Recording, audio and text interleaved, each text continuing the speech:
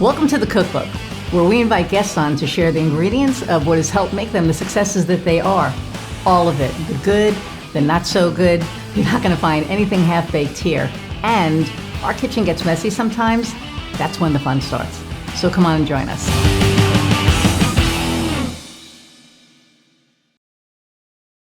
Okay, so hey, there are times when we all could use a little extra help and support in our lives. Whether there's something you're struggling with or just seeking connection with other people who understand what it's like to be in your situation, Inovia Behavioral Health can help. Inovia is a subscription-based organization that provides unlimited access to a wide variety of educational, experiential, and therapeutic support groups that are led by live expert facilitators. Now, you can get 20% off your membership with the discount code Cookbook20 when you subscribe. Check it out today at inoviabh.com. Inovia, feel better. Hey everybody, and welcome to another episode of the Cookbook. I'm your host, Iris Goldfeder, and I am so freaking excited about my guest today because he is one of my favorite people in the world, Ron Ben Joseph. And by the time we're done, you're going to love him too. I know it because he's just so lovable. You just want to give him a hug. Okay, so, it's true. Ron Ben Joseph, and he's an amazing coach too because he was my coach for a while. But anyway, Ron Ben Joseph is a highly accomplished public speaking, messaging, and performance coach dedicated to helping individuals harness their unique strengths and amplify their presence on the grand stage. With an impressive track record spanning over 20 years, Ron has worked with a diverse range of clients, me included, including professional actors, I'm not that, singers, I am, entrepreneurs, I am, executives, C-suite leaders, real estate professionals, financial advisors, and an array of consultants and strategists. With a keen understanding of the transformative power of effective communication, RBJ, not to be confused with RBG, specializes in guiding individuals who have encountered discouragement, being labeled as too much, that's my favorite topic, or not enough, and helping them embrace their authentic voice. Through tailored coaching methodologies, Ron empowers aspiring speakers, facilitators, and thought leaders to confidently step onto bigger stages, captivating audiences with their compelling narratives and profound insights. I love him so much. Without further ado, let's meet Ron. Iris, I love you so much. I gotta tell you, I was on the phone with someone today, a friend of mine. She's in the community, and why am I Becky Claybaugh. I was talking to Becky Claybaugh today, she's a mindset coach and a money mindset extraordinaire. And so I was like, oh, I'm doing this thing with Iris. She's like, I've heard of Iris. Explain what she does to me. And I was like, oh, it was I couldn't even make sense because it was so much I just love her because she's so phenomenal. She's so brilliant. She's so creative. So I just had this it was like a blanket of love today, just so you know. Well, thank you. And I have this blanket of love for you because you were so integral. You were such an integral part of me figuring out my direction. Really? I don't even know if you know that. And I know we didn't complete our coaching, which we'll talk about later because I want to complete those last couple of sessions. But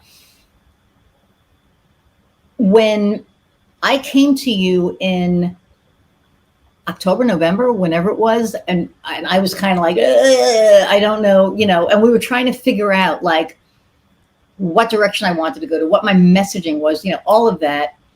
I was still trying to, I didn't know, and it was right before Hawaii, right? Right.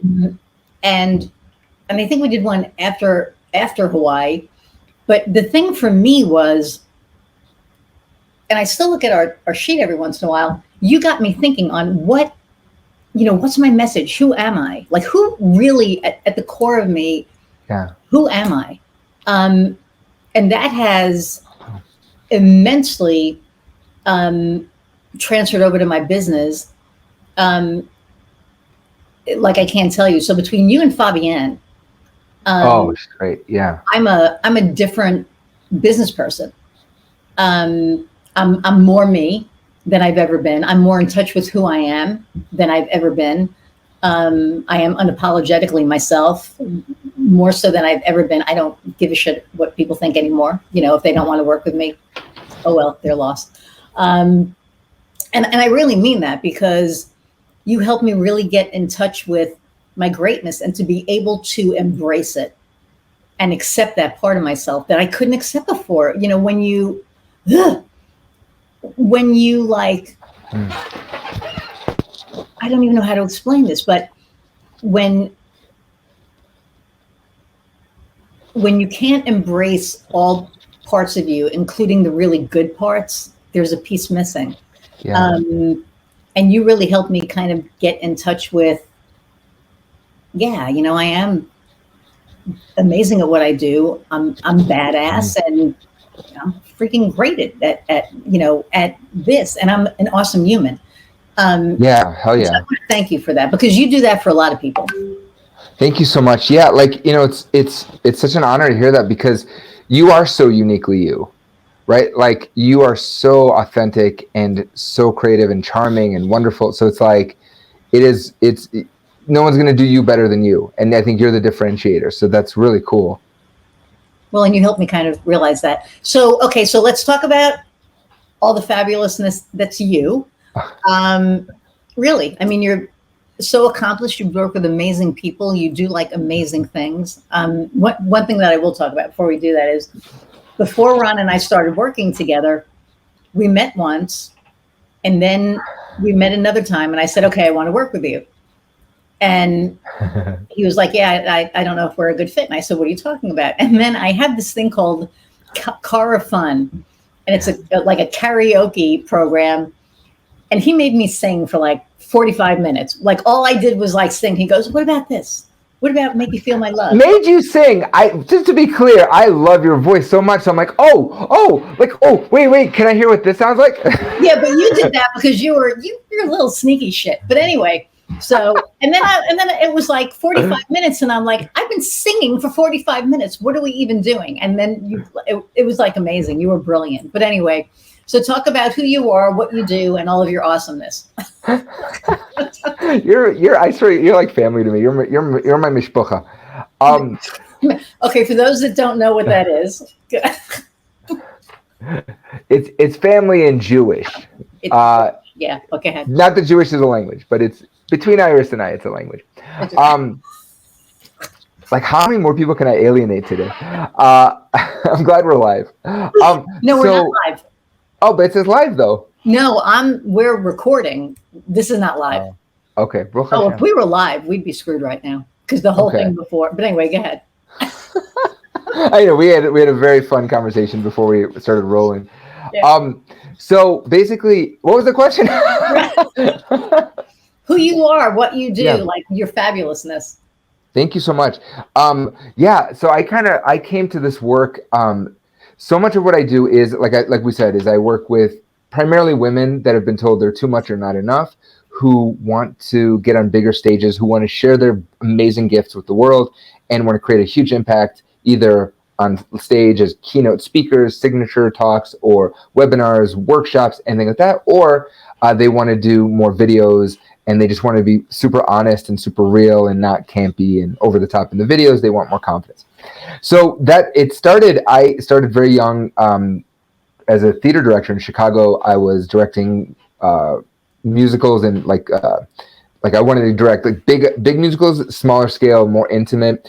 And I didn't have a lot of money for that, like, because there's no money coming in. So it was small budget shows.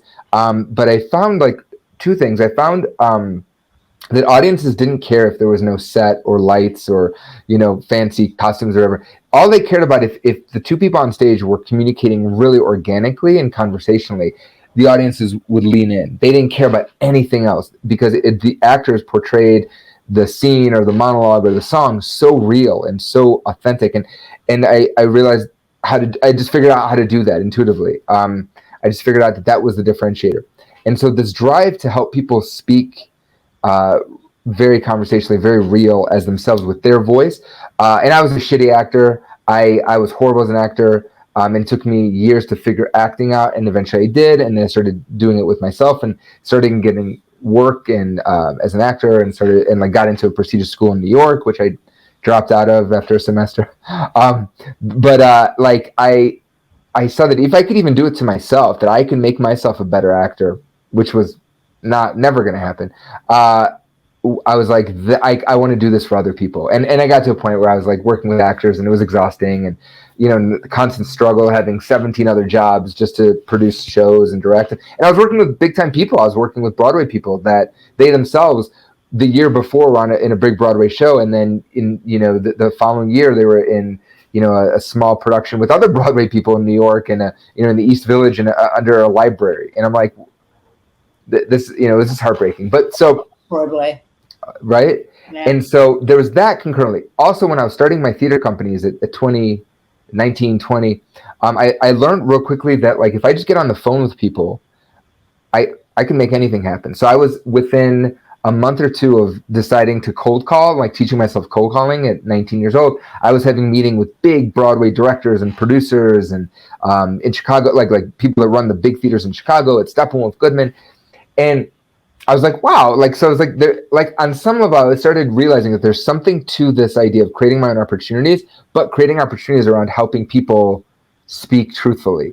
And nobody tells you when you're a young director, no one's like, oh, no, there's a place, it's called, you know, Female Entrepreneur Heaven, or the Dames, which is the organization that we all met from.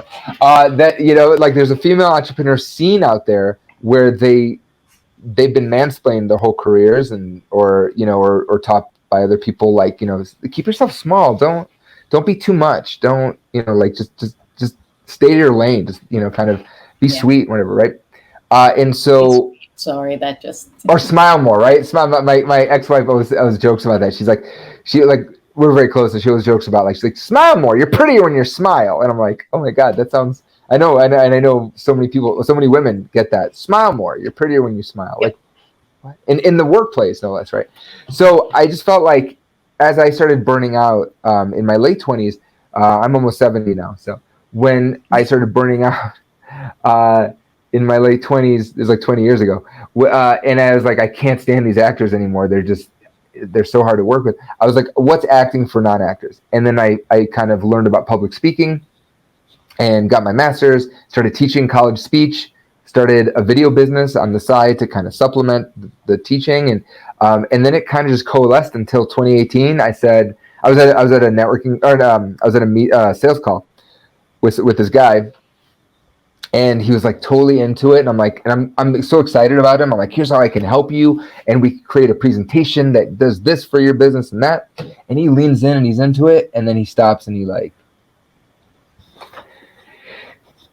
Ron, let me tell you. He starts mansplaining me. He's like, let me tell you something. He's like, I'm different. I swear to God, I remember this. He goes, I'm different than your other clients. And I'm like, yep, because you're a douche, you know? And it was in that moment, I was still married at the time. And I told my wife, I'm like, dude, I can't stand men. I can't stand working with dudes. Like, I just can't do it. And so she was so cool. She's like, you know, you don't have to. And she's the one that opened my eyes to that. She's like, you can just really niche and just work with women. It's totally cool. And then literally 2-3 weeks later, I meet Megan Conter, who owns the Dames. And then she introduces me to the most amazing women on earth. So that's my story of how I became an entrepreneur. I come from an entrepreneurial family. My sister, my brother-in-law, my dad. My dad won the Entrepreneur of the Year award in 2006. Like, so it's a family of people saying, get a fucking job. Right, Highland Park. I'm originally from Highland Park, but you know, I had all these people who were super successful, and they were like, get a job. You know, like they were like, stay out of this thing, don't do this thing, get a job, get a fucking job. So that was my introduction to entrepreneurship, and they're all super happy now with, you know, with where I'm at. But well, yeah. You're amazing. And so you know, the Dames is so it's funny because it's this amazing group of women that help each other. Yeah. I mean, we don't network to each other. We don't, you know, sell to each other. We network, but it's like not icky networking, right? We meet each other and we form power partnerships, and we, you know, refer each other to to people, and but it's this amazing supportive community. And Megan was actually supposed to be on either yesterday or the other day, but something happened. She's going to reschedule. But one of the things that really drew me, like once I joined, I remember I was like, oh my God, do I belong in this room? I know you're such a dame. Like, it's so you. It's like intimidating. Well, now, 100% now, right? Yeah. But when I first started, I mean, the story was like, I went to the round table and I was like, I'm not six figures. I can't do this. There's like no way. And then like the next morning, I see two deer, and, my friend calls me up and, is like, so-and-so isn't the director of marketing anymore. And I'm like, what do you mean? She's like, I am. You're getting all of our business. I went from here to, there. And it was like, oh shit. And I remember I messaged Megan and I was like, oh my God, the universe is like working, because I literally just got this client. And she was like, join, just join. And I did. And I, went to like a couple of things. And I remember like the first, because I was still kind of like licking my wounds from my prior situation. And I remember like the first month, because that was May. No, it wasn't May. Well, it was like 2021, 2022. And it was like, can I do this? These women, I'm like reading people's biographies and I'm like, oh my God. And then I have to put my bio in and I'm like, oh, right. It's kind of like, okay, not too shabby. And then, this year, after the year that I had, because last year business tripled, this year it's not it. Wow. And it wasn't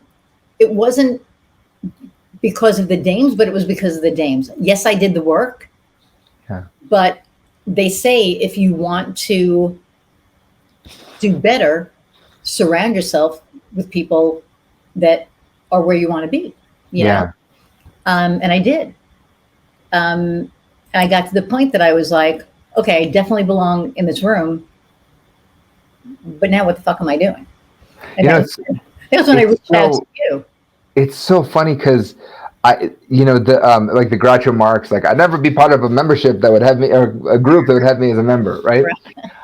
So I hear this from dames all the time, because it is, you have to qualify and you have to, and it challenges so many of the women that I know and my best friends. These are people that we have some family stuff going on right now, and I have 3 people constantly that I'm voxering and they're checking in with me, and we were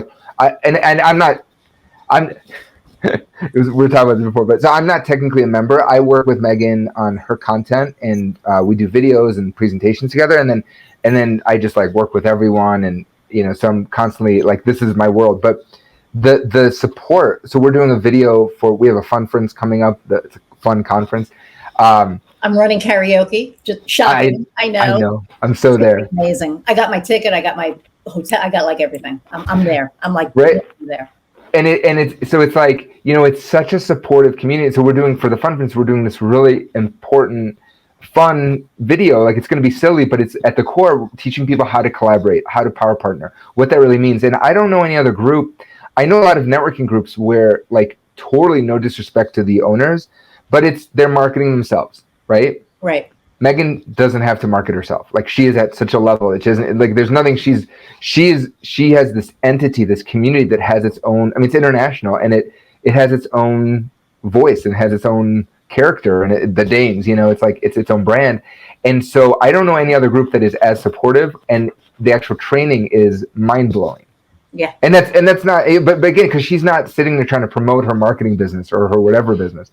Like, she is just solely focused on this thing that is now this juggernaut. So to your point, like, this idea of belonging, I think, is we're actually going to be talking a lot about it at the Fun Friends, but like this idea of feeling that you belong amongst the elite. I think that's challenging for everyone, including the ones that I know that are the higher tier, they have a hard time belonging. Like everybody has a hard time belonging. I think And I going think, back to what you said, yeah, and I think there's, I don't like, I'm not elitist at all. And I know that, for some people, there's like a certain prestige. mm, And for me, it's not about the prestige. It's about the relation. Everything with me is very relationship based, period. yeah, My business, everything that I do is relationship based. So for me,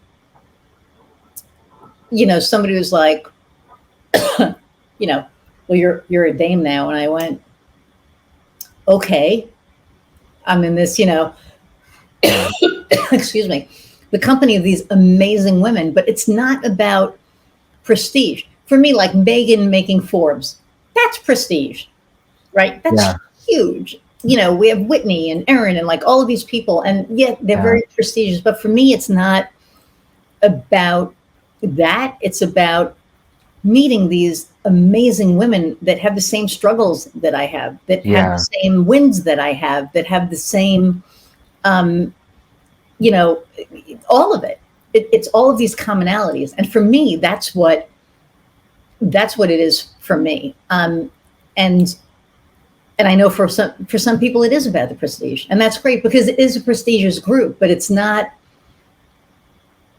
like that's not why I do it. And anybody who knows me yeah. knows I don't give a shit. Okay, let me back up. I am high maintenance. I like nice things.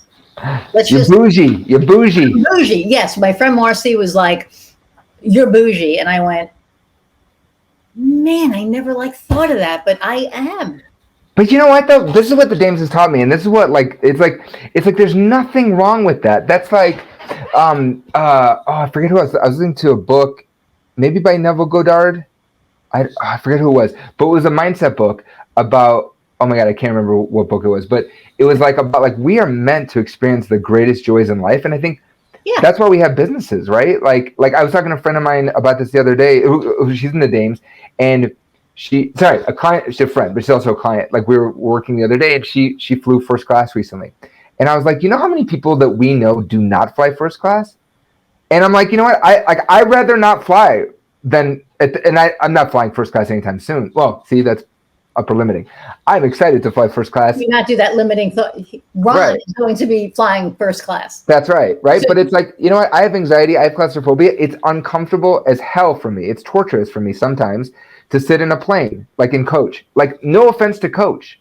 Right. Like, none whatsoever. It's a visual thing for me. It's not bougie, right? Mhm. But it's like, I want to travel. Like, I want to be a little bit more comfortable. I'm paying.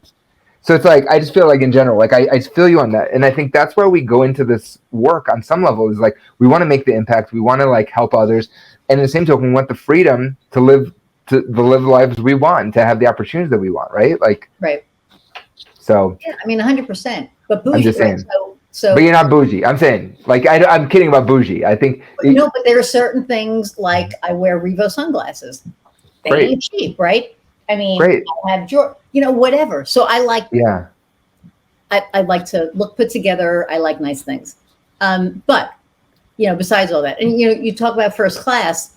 So right when COVID hit, my best friend was in 2020. My best friend was getting married. She was getting married in Phoenix, and I flew out coach. And on the way back, COVID hit. Like literally Whoa. 2 days before I left, an American calls me up and says, "Do you want to upgrade to first class?" And I was like, "Does a bear have fur?" Because I didn't want to be, and again, no offense to coach. I Right. didn't want to be in that cluster of all those people, right? Right. So first time in my life, I upgraded and I flew coach. Yep. I ended up sitting next to the biggest asshole in the world who drank. So we're at the bulkhead, Oh. which was good because I didn't want anybody. Yeah. Like I didn't want to be sandwiched. I chose that seat on purpose. But this guy, so they're feeding us our food and he's drinking. He's like getting trashed. He's taking his fork and trying to stick it in my meal. And I held the knife up because they give you real knives. I was like, I will cut you. Like, I'm not even kidding. Get your fork away from my food. And he thought I was kidding. So he sticks the fork in my food. And I mean, I was like, so I called the stewardess over, and she's like, "What's the matter?" I'm like, "This disgusting pig just stuck his fork in my food." Oh my God. And she said, "Oh my God, let me get you another meal." And she looked at him and she's like, we're gonna move you if you don't come down." And he's like, "Oh, I was just kidding." And I was like, "Oh my God." So I take my meal, right? Because now I get a new meal, and I turn sideways because I don't want to even be looking at this guy. Right. I eat my meal like really, really fast, and then I pull my computer out and I start working. And it's like 9 o'clock at night at this point. So, because I'm flying from Phoenix to O'Hare, and then O'Hare. Oh no, actually, it was a direct flight. I'm wrong. So, anyway, so I'm doing this thing, and I get out of the plane, and I'm like, that was first class. Huh. I know, that sucks. The only difference was, instead of 3 seats, there were 2, or Right. 4, whatever. And I could drink whatever I wanted. I got a knife and a fork, which was, nice. I could like eat a meal. Yeah. But the guy that I sat next to Was a pig. was a pig, Yeah. like sit me next to, I don't know, Melissa Benoist, Kyler Lee, it was somebody, not this freaking mook. So anyway, Is that your goal, to sit next to Melissa Benoist? I mean, I wouldn't hate it, but that's like, Supergirl. yes, she, and I'll just real fast about her. It wasn't her as much as her character, because the character, and I can't even believe I'm saying this on my podcast. Oh my God. The character of Cara Danvers, to me, was so amazing, and she played her perfectly. I mean, Marley Rose in Glee was like one thing, but the way that she embodied Cara Danvers was mind blowing, because she had this, imperfect, goofy, like, she was supposed to be the female Clark Kent, but she was more, because she was vulnerable. Yeah. And she had feelings. And yeah, they should have put her with Lena, but that's another story. They did that on She-Ra. Did I tell you? Did we talk about this? There was a new She-Ra series, animated She-Ra. Yeah, and I know they made her gay. Yeah, which was great. Like, I saw it with my daughter and my wife at the time. We were like, yeah, like we didn't see it coming. Sorry, spoilers. But all of the subtext between her and Katie McGraw during the show was like, oh my God. But the powers that be, whatever. I'm not going to get into the whole Supercore thing, because yes, I am Supercore for all of you people listening, 100%. Yeah. But her character was just amazing. And I just, it is what it is. But she probably doesn't like me, because I had an issue with her sister in real life, and so she was probably like, "Oh, Iris, that bitch." But that's another story. Wait, oh, you're serious? Like, do you know? Like, oh, I'm like, really? No, I don't know Melissa, but I did know her sister. Oh shit, really? Yeah, we'll talk about that off. Okay, they're from Colorado, aren't they? They're from Colorado. Yeah, I think where Megan just moved is where they're from. Oh, fun. Okay. Yeah. Right on. So anyway, but yeah. Anyway, so this was a while back, so we'll just leave it. But yeah, I'm sure she'd be like, oh, it's you, which is fine. But anyway, so totally off track here. So you became an entrepreneur, right? How did you decide to just start doing what you're doing? Like Great question. Yeah, I think, my core answer would be that I had to do it. Like, this is what astounds me, because I perform still. I perform comedy. I sing. I direct. I can't wait to sing with you, by the way. I know. I'm so excited. I have to practice. But I have a need to entertain. I have a need to make people laugh, for sure. But like, this need to tell stories, far outshone all the other needs. And I never wanted to admit it early on, but like, especially in public speaking. So like, I went to see a friend of mine today. She did a presentation on motivation, essentially, like how to find your motivation in your business, things like that. And I was just like wall to wall, like smiling, or ear to ear smiling. I was so happy. I was like, I love this medium. I love entrepreneurs speaking. I just love it, like in trainings and motivational workshops and mindset speeches and money stuff. And I have a lot of financial advisors that I work with. I have realtors that I work with. Like, I just love like how their content impacts people on a day to day. And so it was definitely an ugly process. Like I said, it took 23 years ultimately to get to a point, or 20 years, let's say. 2020 is really when the business took off. I was definitely reluctant for a lot of it. I was definitely like, no, like I still think I belong in showbiz. That's where I can tell the stories I want to tell. But it wasn't true. Like, I love what I do now. So it was a long process. It was definitely ugly. I definitely was, I mean, financially not where, like it took years to get to a good financial place. I got a divorce in the process. We have an amazing child she's awesome. She's brilliant.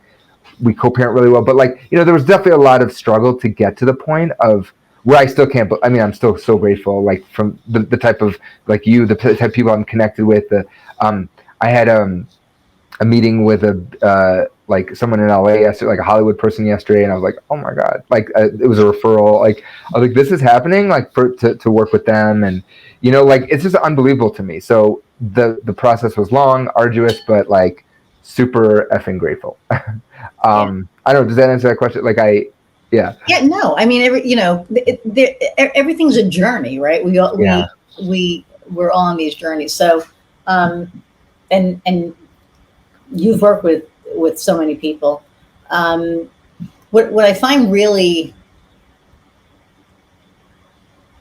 endearing to me about you is that truthfully, you're very, I knew this was going to be a love fest. But I know it's like our hugs. I know we all do. But you really care about the people that you work with, and it shows. And not only that, but you're such a freaking cheerleader. Like, even on a shitty day, you're like, oh my God, you're amazing. And it's like, no, I suck. And you're like, no, you're amazing. And it's like, oh wait, I'm amazing. You just have this way of like bringing this positivity and this love fest, like, to whatever you do. And the people that you touch, you really, you make better, because they feel better about themselves. And I think that's a huge talent, a huge skill. Thank you. It's so funny. What I always hear is like, oh, you say that to like when people say to me, like when I get excited, they're like, you say that to everyone. And I'm like, hey, you know what I say to everyone also? I say hi. Right. So like, cut me some slack. But at this event today, half of the room was clients or people in, or dames, people that I constantly in contact with, that I laugh with, that we joke with. And these are big time people, and like, and so it was funny, and some of them are clients, and, so it was funny to be in this room where it was very interactive. So I couldn't, and my friend is leading this thing and she's doing so well. And at one point I'm like, Jamie, you're doing great. And she's like, are you giving me feedback in the middle of my speech? Oh, she called me out, and then I said, I'm like, you're crushing it. I like mouthed it, and then I'm like, you're doing great. I'm like, yeah, I'm sorry. And then it was like the barn door was wide open. I'm like, yeah. Because she's like, are you calling me out in the middle of my speech? I'm like, yeah. I'm like, I'm so happy with you right now. It's so good. And so like, I think people like, I think my clients are like, hey, you say that to me, but you should see me at an event where I don't like someone. It's very different. Like, I can't lie about it. So like, I'm fortunate to really only work with people I love, and and why not, right? Like, I'll go to town for them, because I think like there's so few people. Like, I take for granted, like when I meet someone outside of the community that I'm in, where it's we always joke, it's coaches coaching coaches, coaching coaches. It's like a cyclical thing. Strategists strategizing with coaches, and right.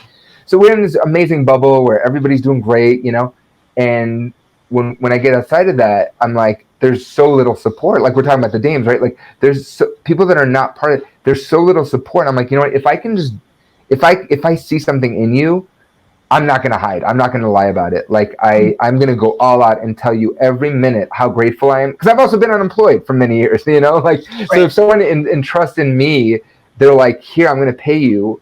I just think like, I'm going to give them everything. I'm going to give them my heart, my support, my love, like any ounce of ability that or skill that I might have, like it's going to them in that moment, you know, because I'm so grateful for every second of their time, you know? And gratitude is such an amazing, you know, I'm going to call it an emotion. I mean, it used to me, it was like a thing, you know, gratitude is like a thing, but it's really when you really feel it, it's an emotion. Yeah. You know, I changed the signature on my email now in gratitude.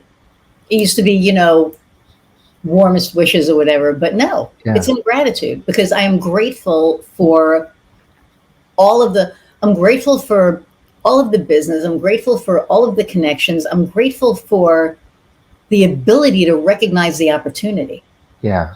So I'm just like this giant ball of walking gratitude, you know, which wasn't me before. So it's and it's easy to forget when you're an entrepreneur, right? Like it's easy to forget as an entrepreneur how lucky we are, right? Like we don't have to punch in. We don't have to we don't have to deal with a lot of times we don't have to deal with managers that we don't like, right? Like I mean I don't know what situation someone would deal with that, but like in entrepreneurial setting, but like right. Whereas I know some people that have jobs, and it's like it's heartbreaking how much they have to deal with just to do the work that they were hired to do. Whereas we get to do what we love, right? Like we don't like constantly. I'm hearing. So many of my clients, their speeches, their presentations are about how to delegate, how to get really clear on your zone of genius and just focus on what you're good at and delegate, right?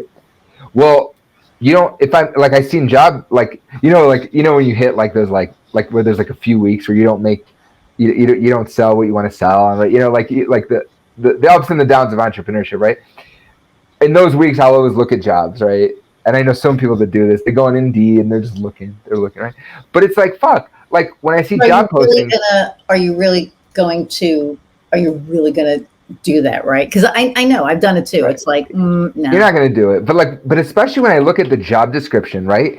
And like I'm very grateful for the living that I make and the house that I'm in, and and the clothes that I have, and the fact that my kid eats and can take classes and do all the things that she needs to do. Like, and when I look at how much I bring in versus like the job, right? Like I'm doing this much for a lot of people.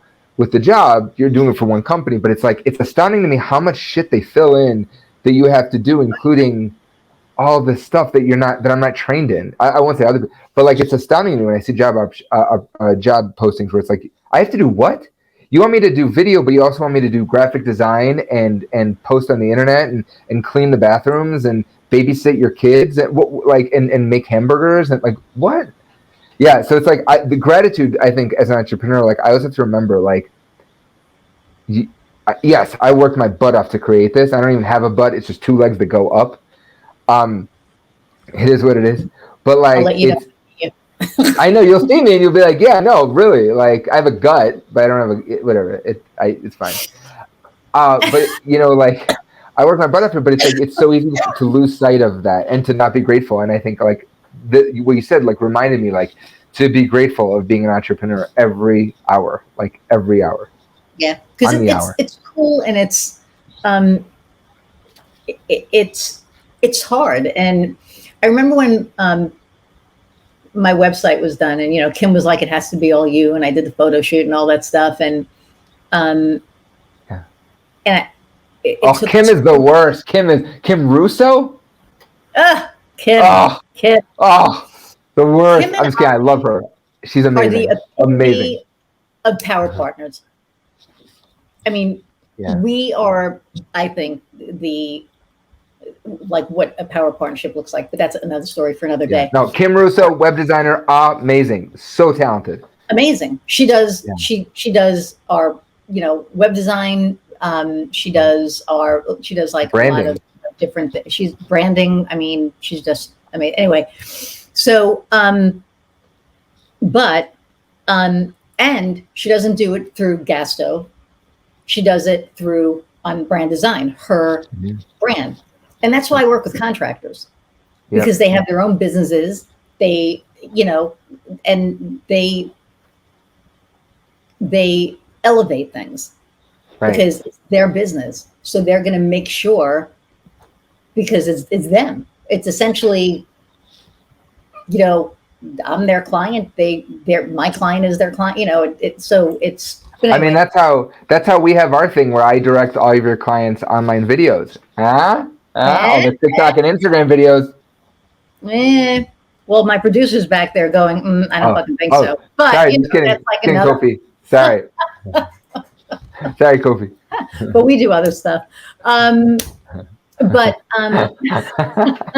that's pretty funny. See, he even put your. I know. He's the best. That was good timing. He's probably like, he's like, fuck this guy. Michelle, go have some wine. Every time I say fuck, my friend Michelle has some wine. Oh. Like a glass of wine, or not a glass of wine, a sip of wine. Because if she had a glass of wine, she'd be like trash. We both said F at the same time. And we don't. I've been cursing a lot less, but it depends on who's on. And who brings, like Annie Ruggles and I are next week. Oh, stop it. Forget it. We're done.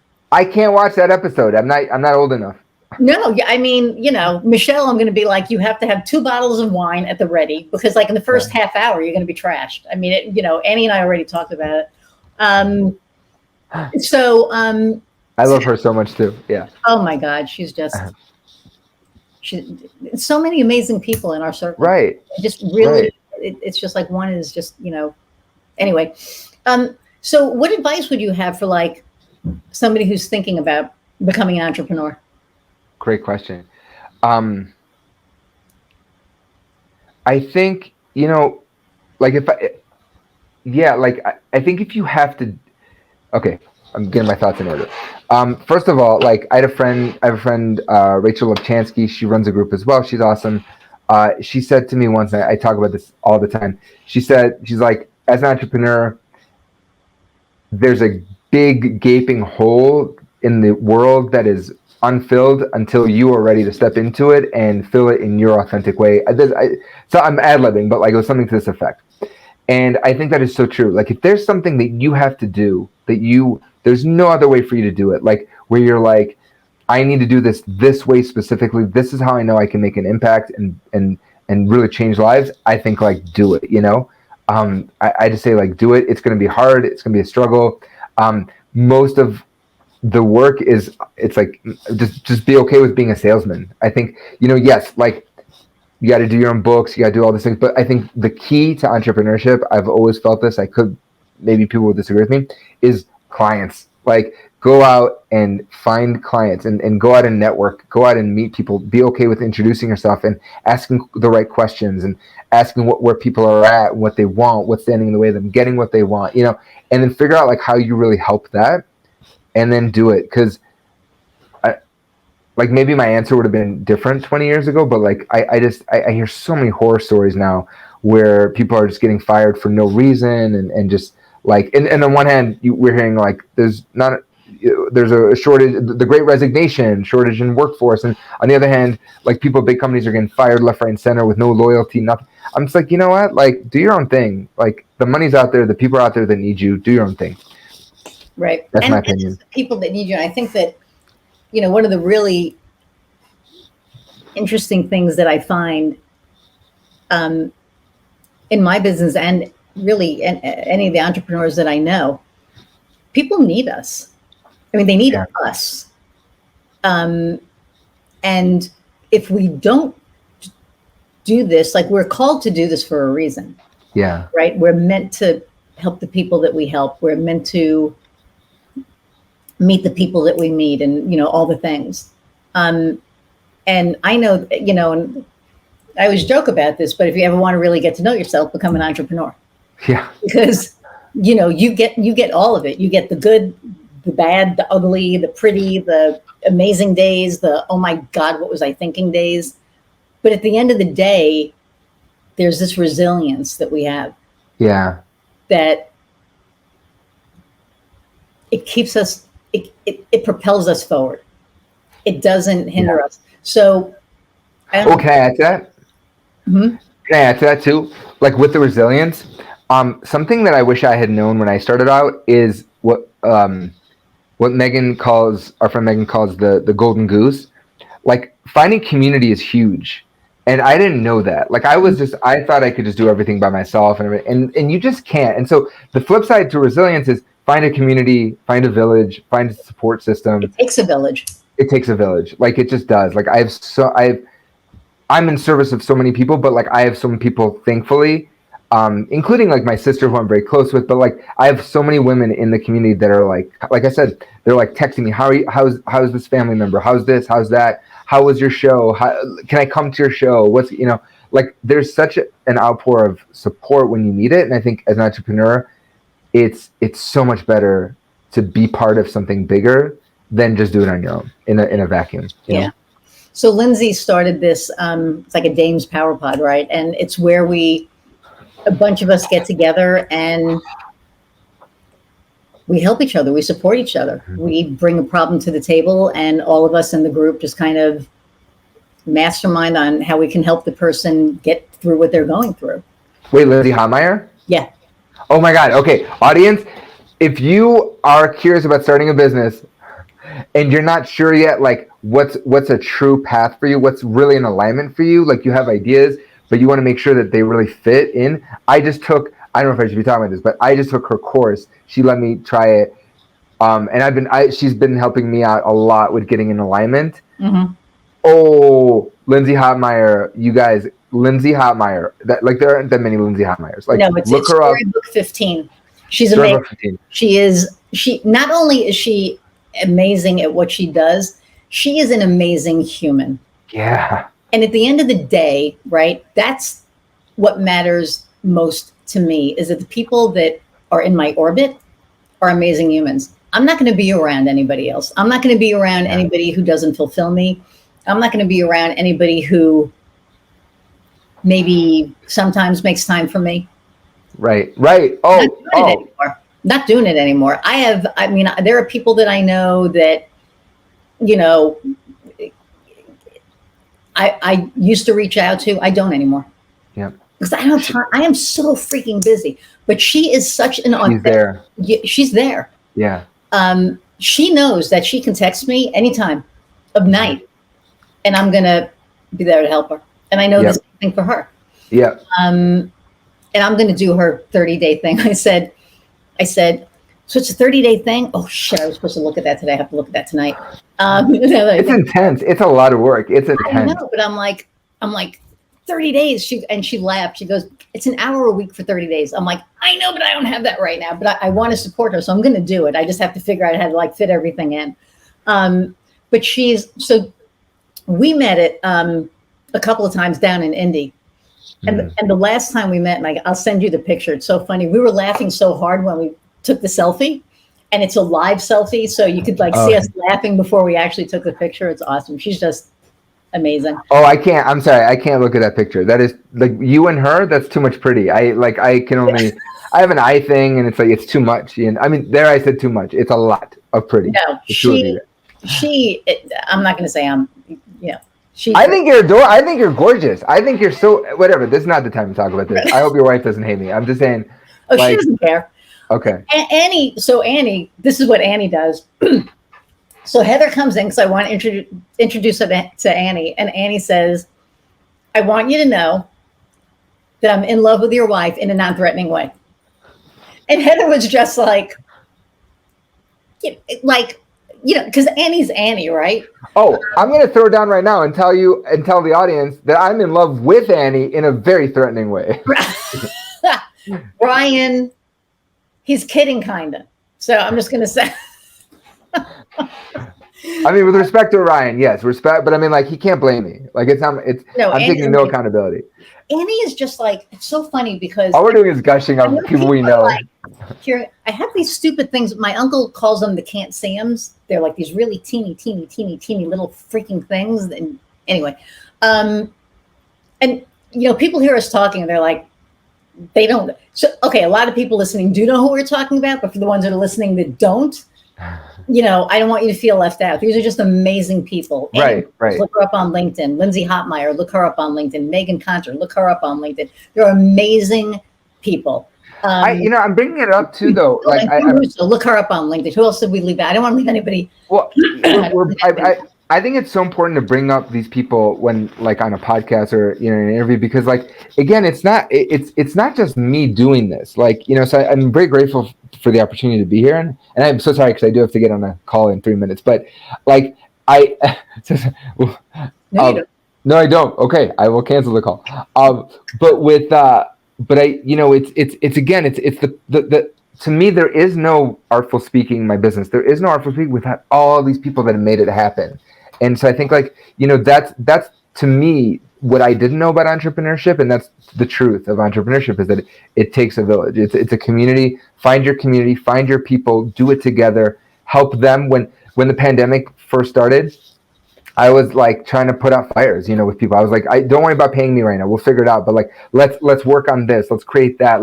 Let's get revenue going. Let's create content that gets you out there. Let's get you seen, and it's like, and then people were very fortunate or very kind and helped me out later, or were able to pay me later or whatever. So, like, I just think like we're bringing all this up to kind of unveil the truth. Right, right, because there's a lot. Okay, so what is an obstacle that you have come through that somebody might be going through, or you may still be going through, that somebody out there is going through? So a big obstacle that a lot of my clients go through, which I'm going to be honest, like I'm going through it too right now, is like imposter syndrome, or who am I? I'm not an expert. I'm not right. No one cares what I think. Like all these doubts that come in when it comes to standing up and speaking, whether it be on a large stage, whether it be on video, on podcasts. Like so I think like something that we talk a lot about is like we get them, and myself, a reminder of like, how are you impacting others? Like it's so easy to get in your head and trapped about how you sound, how you look, what, am I an expert enough? Am I not? And I don't think any of that matters. The truth is, are you helping people? Do you have a track record of helping people? Mm-hmm. If you do, then don't stop. Like, get out there and share as much as you can. Like, put the goodness, put the love out there, put the talent out there as much as you can. So that's the obstacles are like a lot of limiting beliefs and not seeing themselves as experts or as worthy of getting on a stage. And I'm like, that couldn't be further for the truth. If you are helping people, then focus on what it is that you're doing in the helping, and then adapt that, and just focus, like remind yourself, write Post-it notes, or just, play, like record on your phone and play it in your ear. You are worthwhile. You are important. Like, right. Get out there and help someone. Because if you just help, it's like the superhero thing. If you just help one person, that makes all the difference. Strong, confident. What is that? I'm that bitch. 100% that bitch. 100% that bitch. Like all the stuff going on with Lizzo, I don't know if I believe it. But I'm having a hard time with that, because she helped me get through 2021. Like, I can't even tell you. Yeah. So I'm going to just pretend that none of that is real. So what is? I mean, I know how amazing you are, but what do you think your differentiator is? Like, what makes you different from anybody else out there? Like, so I love my sorry, getting a phone call. I love my they're not competitors. Like, we, like, again, I'm in a very civilized community. So I always say I love I know so many companies that do the public speaking coaching and that stuff, and I love them. Where I think we're all different is that we all come at it from a different angle, but we all, kind of do it for the same reason. But for me, what I think differentiates me is the system that I have is much more focused on the individual. I don't come in and say, this is the right way, and I'm not saying my competitors do that, but I'm saying, like, I've seen other companies that do this, that it's like, this is the right way to do it. Don't say like when you're speaking, set it up this way, do it this way, and you have to have a this. And you're dropping at the end of a sentence, you can't do this, you can't it drives people crazy. It's like with anxiety, just breathe. Like, or just, just forget about it. Oh, okay, my bad, I forgot to forget about it. Don't think of the color red, red, red, red. So I don't do any of that shit. Like for me, it's all about listening to the person, really getting to know them. Like you said, who you are. Like what is it that you're passionate about? What is it that you're really good at? What is it that you love? What is it that you're willing to fight for, right? And we come up, and the more I hear their tone and I hear their inflection and I hear their cadence and their rhythm and their flow and what just like emanates out of them, I am looking for what blocks them. Like I am definitely looking for what's standing in the way of their flow and their freedom, but I don't call it out in a negative way. I'm just like, oh, who, like we'll get to the root of it. Like we go deep. We're like, well, who told you couldn't do that? Who at one point told you you're not good enough? Who at one point tried to turn off your light? Right. And then that brings up more and again, we just create this like super authentic space and safe space where they can be like, you know what? Now I think about it, that's not me. I'm not shy. I'm not this. I'm not that. Like I'm not afraid to speak. It was my mom. It was my dad. It was my uncle. It was my cousin. It was the teacher. And then great. We work through that, and then we create content from that space. And it's, I've had a lot of clients that have worked with other companies, and they felt stifled. They felt very stiff. And then they come to me, and it's like, oh. And the results are the results. I mean, they sell more. They connect with more people. More people, a big indicator for me is like how many people are lining up afterwards to talk to you after a presentation. My clients, I mean, there's rows and lines of people that are like, I want more, because they've tapped into, because the speaker has tapped into what is it that the audience wants, and they made it all about them. Whereas a lot of, I find companies that are like, you gotta like set it up this way and that way. It's robotic, it's mechanical. It doesn't speak to the heart. Right. My clients speak to the heart of their audience member and how they solve problems for them. And then people are just like, I want more. I need more. Cool. I think that's how, Well, I want more of you because you are amazing. Hug. Always. Iris, always. Come on. How do people find you? Ask Iris. I'm so see. I love people. I get so excited. But like I get like, but if I don't love you, like it's like it has. You have to, like this is what's hard. I don't do a big net. Like I have amazing clients, high end clients. It's great. I don't market. I don't do social media, because you gotta know. Like we have to have a connection. We have to have a bond. And so if you want, really the best way to find me is not to put more work on your shoulder. But like Sure, I just put me. If you want to get hold of Ron, get hold of me. I'll put you in touch. Or you can go to my website, artfulspeaking.com. LinkedIn is the best. And you have been on LinkedIn, I've noticed. Yeah. I've actually been posting more like videos and stuff, like helpful hints and stuff. But no, LinkedIn I would say is really the best way. Like LinkedIn, look me up, Ron Ben Joseph. And if there's something where you're like, if you're called to speak, if you're called to create more content on video or on stage, let's meet. I'd love to talk to you. Like you deserve it. So yeah. If you're cool, if you're a jerk, I don't want to talk to you. No douches. No douches. No. Anti-douche. Right. And there are female douches too. So, Right. So. I'm not into it. Okay. The last question that I ask everybody, and I hate that I want to talk to you longer, but I know you have to go. So the last question I ask everybody is, what lights your fire? Oh, I'll tell you what lights my fire. My Jim Morrison impression. I sing Light My Fire. Come on, baby, light my fire. Come on, I mean, I do a whole thing. Yeah, where I'm like I do a bit too. Where I don't want to do a bit right now, but I do a whole I do an act where I do. Anyway, what lights my fire outside of the time to hesitate is through. I can't. I'm not warmed up yet. But what lights my fire, I think, is that aha moment, that transformation where a client starts to, when they come to me and they're blocked and they're disconnected from their instrument, right? Like they're disconnected from how they speak and how they create and how they are in touch with what they want to say. And then they're like, and then they will just have a release and start crying, and they'll be like, that's it. That's what I wanted to say. I wanted to say this thesis, I wanted to say it this way. This is what it is. This is how I can help people, or in a speech, they're like, it's this, and these are the 3 ways you can solve this problem. That to me, when I see that and when they speak it, like as if and there's no difference between if they're talking to me or talking to the audience, I freak out. Like a part of what I do is a lot of like coaching to work through hurdles and blocks, and I love that. I'm so fulfilled by that. But I still am a showman. I still, like, going back to the theater stuff, like I still love shows. I love authentic, real performances. It just drives me nuts. I can't handle it. Like I took my daughter and my niece to see Barbie recently, and phenomenal, right? Like, phenomenal movie. I don't care who hates me for saying that. I have a buddy who hates me for liking it. And douche. I'll say his name too. And he's one of my best friends. This douche stuff. And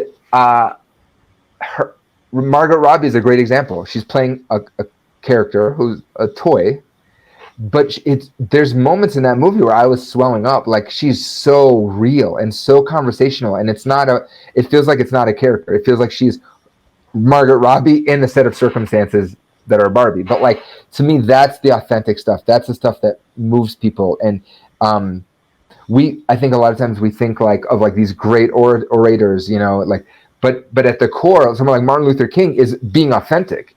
Martin Luther King just has a big voice or had a big voice and was so gregarious and could just fill an auditorium or fill a whole city, But a lot of us don't have to have that. We just have to be super truthful, super vulnerable, transparent, like your girl Melissa, So there are ways to do that. There are ways to connect with that and open up. So, nothing. Thank you so much. Hang out for 2 seconds. I'm going to say goodbye to everybody, and then I'm going to come right back to you. Okay. I love you. I love you too. Everybody, I hope you love Ron as much as he's my heart. It's my heart piece. Thank you so much for listening. Again, appreciate each and every one of you. I appreciate all the comments. Keep downloading, download, subscribe. When you subscribe, you get a notification of a new episode. And who doesn't want a new episode of the Cookbook? I mean, come on. Again, thank you all. I appreciate you all so much. And until next time, go out and find what lights your fire. See ya.